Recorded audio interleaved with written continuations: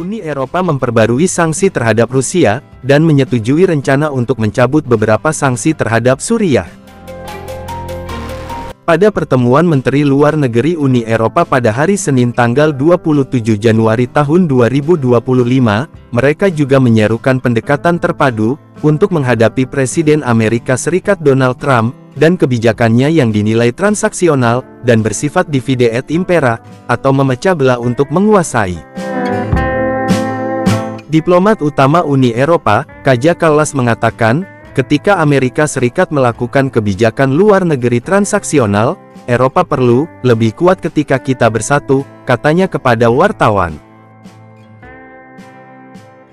Zuzana Veh, dari NGO German Marshall Fund of the United States, mengatakan bahwa Trump bermaksud melemahkan Uni Eropa, dan berurusan dengan negara-negara anggota Uni Eropa secara bilateral.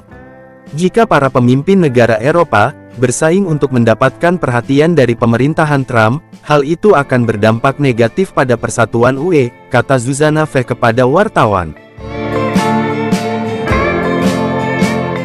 Dan dukungan Trump terhadap mereka yang skeptis terhadap Eropa, dapat semakin melemahkan persatuan tersebut.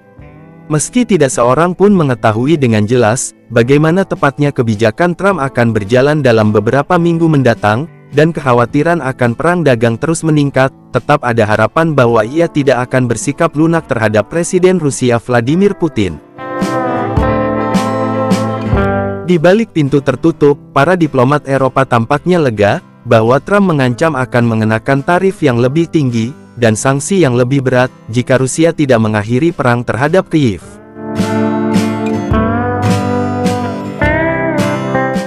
Kallas mengatakan, Trump telah memberikan tekanan lebih besar terhadap Rusia, dan menegaskan tanggung jawab untuk mengakhiri perang ada di tangan Putin.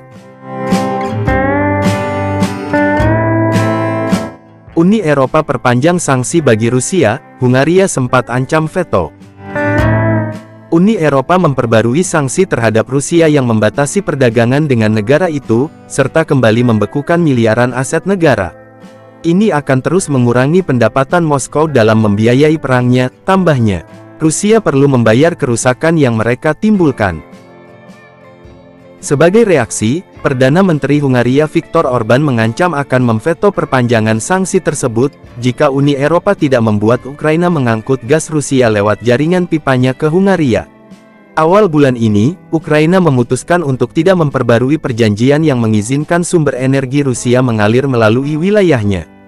Orbán mengatakan, mengklaim Hungaria telah kehilangan miliaran dolar sejak Ukraina menghentikan pasokan energi dari Rusia.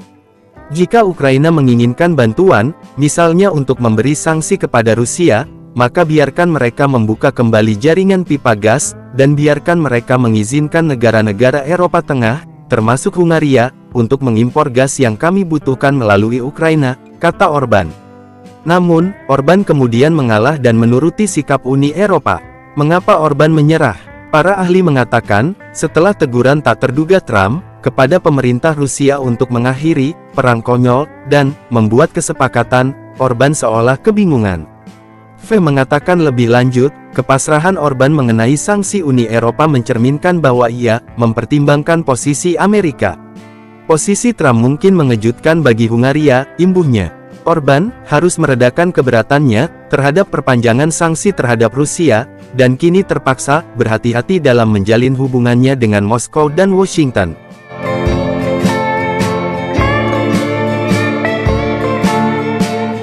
Uni Eropa tangguhkan sanksi bagi Suriah. Uni Eropa juga menilai perkembangan di Suriah, di bawah otoritas transisi kelompok Islamis Hayat Tahrir al-Sham (HTS) mantan afiliasi Al-Qaeda, saat mengajukan alasan mencabut sanksi terhadap negara yang dilanda perang itu. Blok Uni Eropa menyetujui peta jalan untuk meringankan sanksi, sambil tetap mempertahankan opsi untuk memberlakukannya kembali, jika ternyata Suriah tidak membentuk pemerintahan yang inklusif, atau jika dituduh melakukan pelanggaran serius terhadap hak asasi manusia. Julien Barnes-Dessy, Direktur Program Timur Tengah dan Afrika Utara di Dewan Hubungan Luar Negeri Eropa (ECFR), mengatakan ada konsensus yang berkembang di Eropa tentang perlunya gerakan cepat untuk meringankan sanksi. Kondisi ekonomi yang buruk jelas merupakan salah satu tantangan terbesar yang dihadapi transisi positif, kata Barnes Desi kepada media. Presiden Donald Trump menandatangani perintah pada hari Sabtu untuk mengenangkan tarif besar-besaran pada impor dari Kanada, Meksiko, dan China.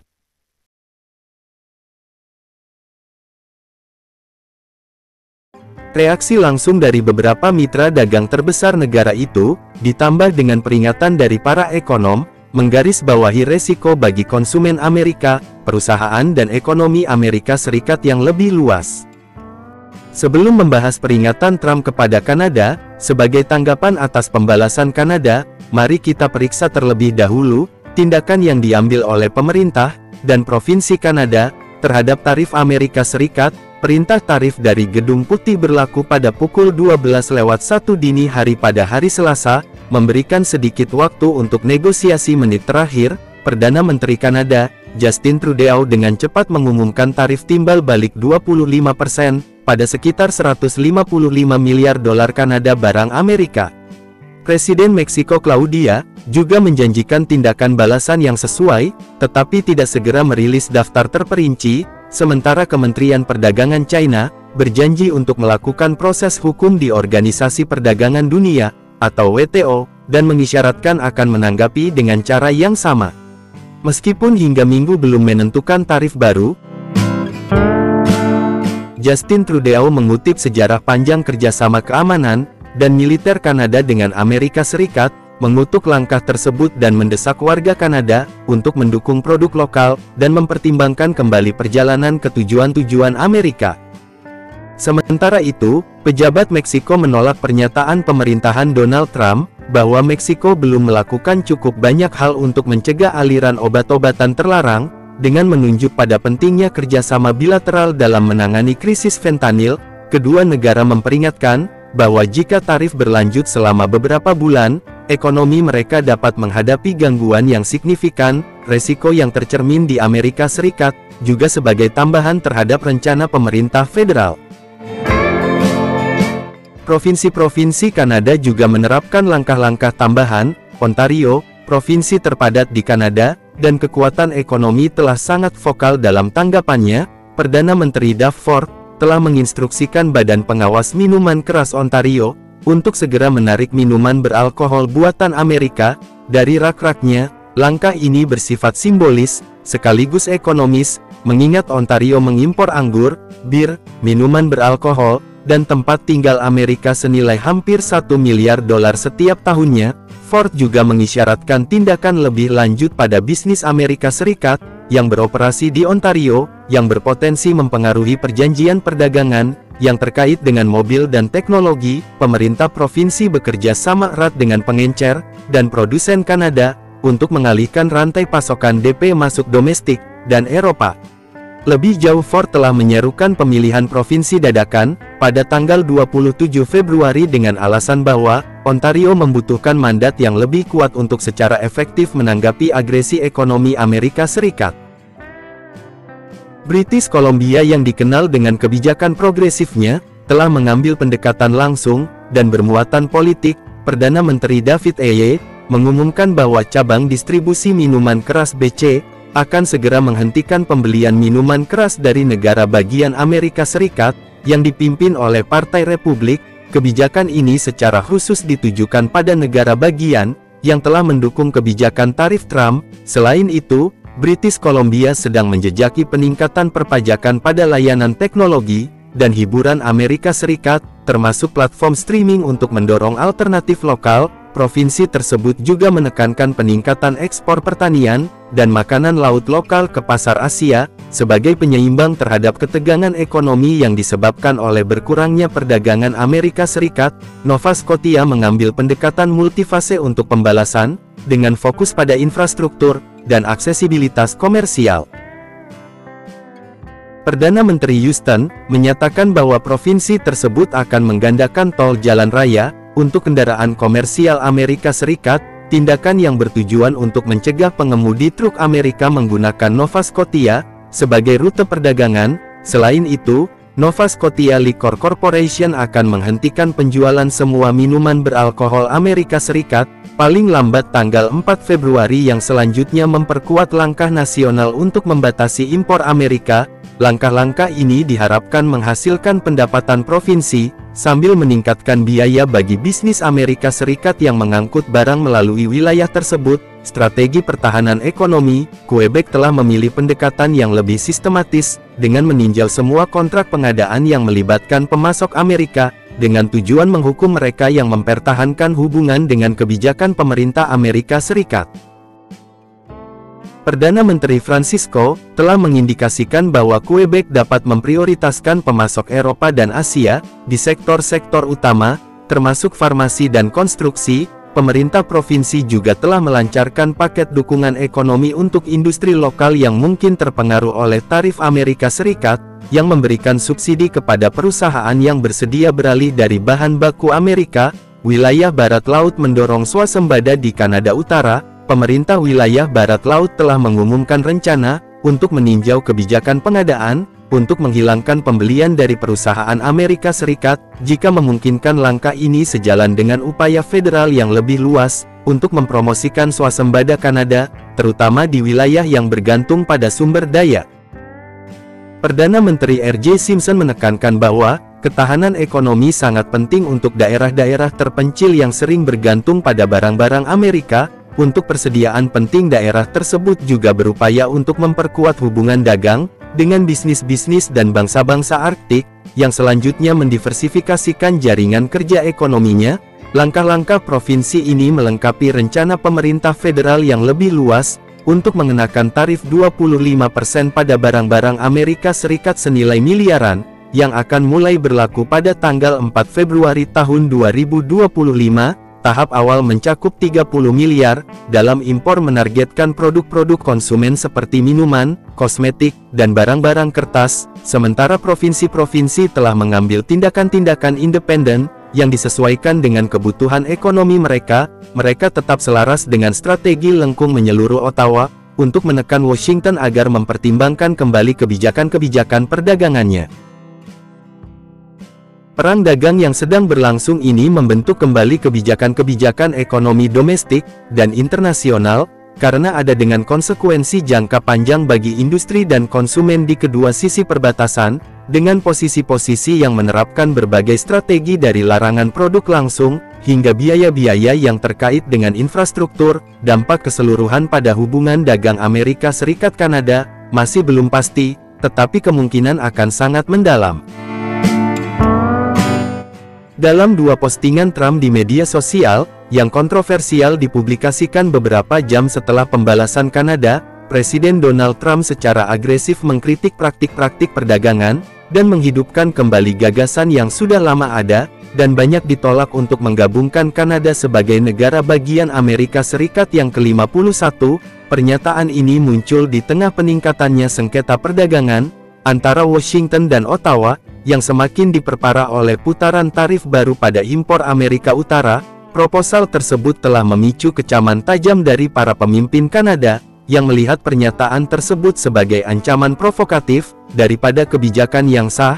Namun menggarisbawahi krisis yang sedang terjadi dalam hubungan lintas negara, dia mengatakan tanpa subsidi besar ini, Kanada tidak lagi ada sebagai negara yang layak. Keras tetapi benar, oleh karena itu Kanada harus menjadi negara bagian ke-51, yang kita cintai, pajak yang jauh lebih rendah, dan perlindungan militer jauh lebih baik bagi rakyat Kanada, dan tidak ada tarif. Pernyataan Trump menyentuh saraf di kalangan politik Kanada. Perdana Menteri Justin Trudeau dengan cepat menolak gagasan itu, dengan menyebutnya tidak berdasar, menghasut, dan tidak menghormati aliansi lama antara kedua negara. Masyarakat Kanada juga sangat kritis, dengan banyak komentar yang membingkai pernyataan Trump, sebagai pertunjukan taktik yang bertujuan untuk mengekstraksi konsesi perdagangan. Tarif pembalasan yang diumumkan oleh Kanada dan Meksiko, menunjukkan bahwa negara-negara ini siap untuk mempertahankan kepentingan ekonomi mereka, yang berpotensi menyebabkan eskalasi lebih lanjut dari konflik perdagangan. Ekonom memperingatkan bahwa, meningkatnya ketegangan perdagangan ini, dapat menyebabkan harga konsumen yang lebih tinggi, rantai pasokan terganggu, dan potensi perlambatan ekonomi di negara-negara yang terlibat situasi masih belum pasti, dengan kemungkinan tindakan pembalasan lebih lanjut yang berkontribusi pada konflik perdagangan yang semakin intensif. Dalam tindakan lanjut, Trump mengancam apa yang disebutnya lobi taris, yang melibatkan entitas globalisasi lainnya. Dalam sebuah kampanyenya, Trump menuduh Kanada, Meksiko, dan China merampok Amerika Serikat selama beberapa dekade, melalui defisit perdagangan yang tidak menguntungkan, kurangnya pencegahan kejahatan, dan aliran obat-obatan berbahaya yang tidak terkendali, mendesak produsen untuk memindahkan produksi ke Amerika Serikat untuk menghindari tarif. Trump menyerukan visi zaman keemasan Amerika, mengakui bahwa beberapa penderitaan jangka pendek mungkin diberlakukan untuk mencapai keuntungan ekonomi yang langgeng. Kedua pernyataan tersebut sejalan dengan perintah eksekutif yang baru ditandatangani Trump yang menegaskan tarif 25% pada sebagian besar barang dari Kanada, Meksiko, dan tarif 10% pada China. Tindakan tersebut memicu tindakan balasan dari ketiga negara tersebut, yang selanjutnya mengobarkan ketegangan. Di tengah ketegangan ini, Presiden Trump mengatakan Kanada harus masuk negara bagian ke-51 Amerika Serikat, agar aman dari tarif, dorongan baru atau sandiwara politik, sementara referensi untuk menjadikan Kanada negara bagian ke-51, telah muncul secara lucu dalam budaya politik selama beberapa dekade.